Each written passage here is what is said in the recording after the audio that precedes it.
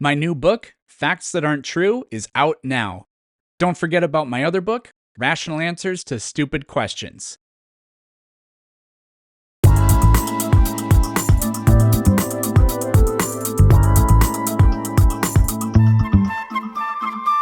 Why do you believe the claims, even though we don't even know who wrote them down or what the original claims were? That would be my question. I believe the claims because of the mountain of evidence that supports the understanding of Jesus as the creator, Such as, the resurrection of Jesus Christ with the testimonial evidence that we have, and okay, the self-identity time claims out. made with authority in the Bible. Well, there aren't any of those, but so time out. So because somebody said so 2,000 years ago is all it takes for you to believe that somebody resurrected? Do you not think testimonial evidence is evidence? The question is that all it takes for you to believe that? Some sort of evidence to have some sort of belief to be true. Yeah, I would require some I'm sort of evidence. Is that sufficient evidence? You're shifting the goalpost You're in a asking me, very is this weird way. evidence sufficient enough to hold Kai, a you belief? gotta settle down. Is testimony given 2,000 years ago enough for you to believe that somebody resurrected? Is that alone enough? If three guys say 2,000 years ago, Jim Bob, no, of course You not. said that was the strongest evidence. That would be the strongest evidence in line with other evidences. You understand? So it's not just this one thing of some Muslim comes to me and says, Yeah, but the other thing you said had nothing to do with the resurrection. So I'm just asking you, is somebody said so 2,000 years ago, is hearsay good enough for you to believe that a resurrection happened? I already answered. Of course not. That wouldn't be sufficient enough. And I told you why, right? So if one person says this thing occurred, I'm not going to take that as something that occurred, especially something that goes against physical laws like a resurrection. Yeah. That would be ridiculous to believe. Yeah, no, I agree. That'd be a ridiculous belief to have. But now when you have the overwhelming evidence of not one person, not two, not three, not four, not five, not six, not seven, but an entire village. I know villages of 500 people, 300 people, right? So when we have a whole village saying that this thing occurred, what are you talking about? The resurrection. What village saw this happen? I'm reciting the 500 witnesses stated in, I think it's Paul. Right, so Paul said that somebody told him that 500 people saw this. So is somebody saying to somebody else that 500 people saw this? I mean, I don't know how that counts as overwhelming evidence, because we don't have a testimony of 500 people. We just have a person saying that a person told them that 500 people saw this. Another huge problem with this, let's say that there are 500 people that saw this. It's very odd that only the Gospels and Paul talk about this. The idea that no other contemporary person in that period would have told that story, and then anybody else would have talked about it. I mean, this would have been the most remarkable thing that had ever happened, and yet the evidence is completely lacking, except in these few instances. If somebody's making it up, then you're going to find the incident talked about. But if it really happened, so like for example, with Muslims, they say, I say to them, here's how I know your book is false. It says the moon split in half. Everybody on the planet would have seen that happen, and they would have never stopped talking about it. So, but then they say, well, no, it was witnessed and talked about. Yeah, in your book, that's almost circular reasoning in that. And then like in Matthew, it says that the graves opened up and the saints went up and walked around. Again, the idea that could have happened, but it's talked about nowhere else, just makes it sound way too absurd. Do you think we can come to with a certain level of evidence to a level of certainty. Not this is maximally likely, but certainty. When it comes to this sort of thing, if we can ever know that miracles happen, then we could start talking about increasing the likelihood that this really did happen.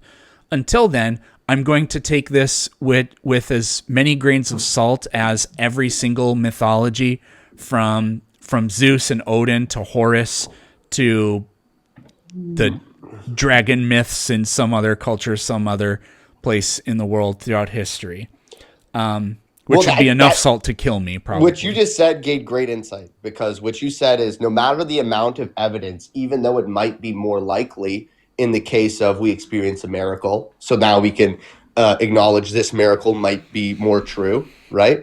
You said we can't come to certainty, so there's always going to be a level of faith in what you hold your beliefs in. Right. So when you're asking me, how do I believe this Not with exactly. certainty, and I give you sufficient evidence, it's not sufficient because we don't for me to believe in certainty. It's not enough for you either. Certainty can be accessed. So you're always going to be Kai, on this it's not enough for you either because faith. you don't believe in any mythology or religion except your own. When you say believe in mythology, I believe that the Quran exists as a text.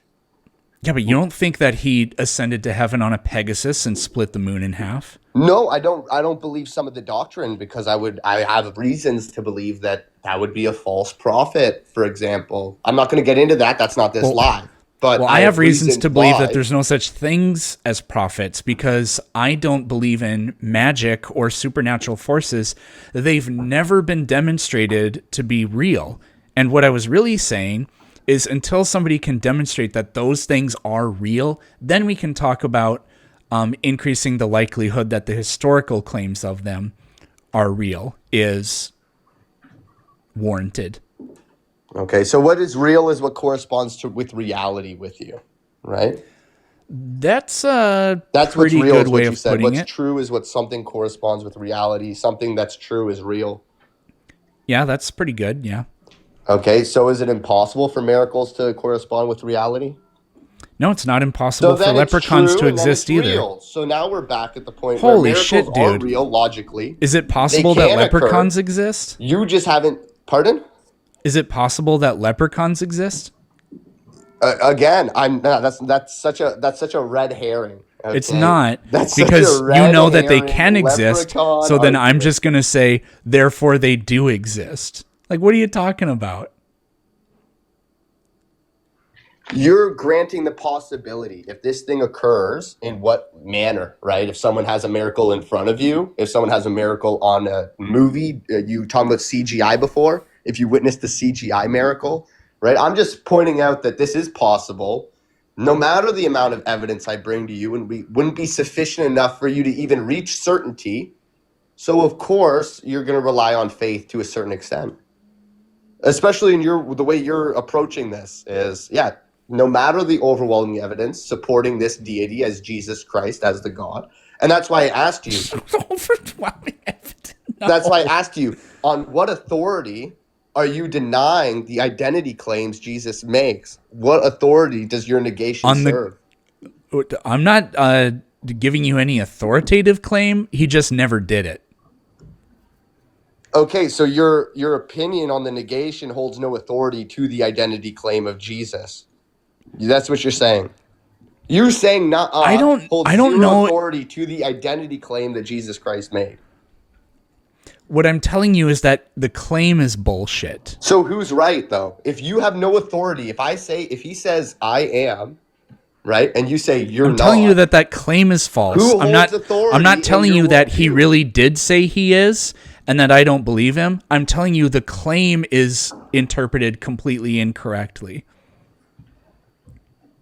But you understand what I'm saying is you have no authority on grounding that you're at all correct, even with your absence of certainty. That's not you're completely misunderstanding my criticism. So like, for example, Jesus says before Abraham I am. The phrase in Greek in there is just ego eimi, which can be a divine declaration, but literally later in I don't know if it's that same chapter, but I know it's the same gospel. Some random person is asked, "Hey, are you so and so?" And guess what he says? Ego eimi, I am. So it's just, but also it's just such a nebulous thing. Before Abraham, I am. What the hell does that mean? Like, what could that possibly mean? Adam existed before Abraham, so Jesus is Adam. It just doesn't really mean anything. Well, that's without the Holy Spirit, right? So obviously your interpretation will be deemed incorrect there, Planet. But hey, thanks for Are having you me, telling man. me that I don't have the Holy Spirit, so I'm incapable of interpreting it correctly? I would say your denial of the Holy Spirit as a truth is impacting the correct The theme interpretation or today your is worldview. circular reasoning. Because, Peterson, you don't accept that it's true, therefore you will not be able to know that it's true. Therefore, you're wrong. This is just... Holy crap. Hey, that's the truth, man. You gotta tap it with the Holy Spirit. Yeah, you betcha.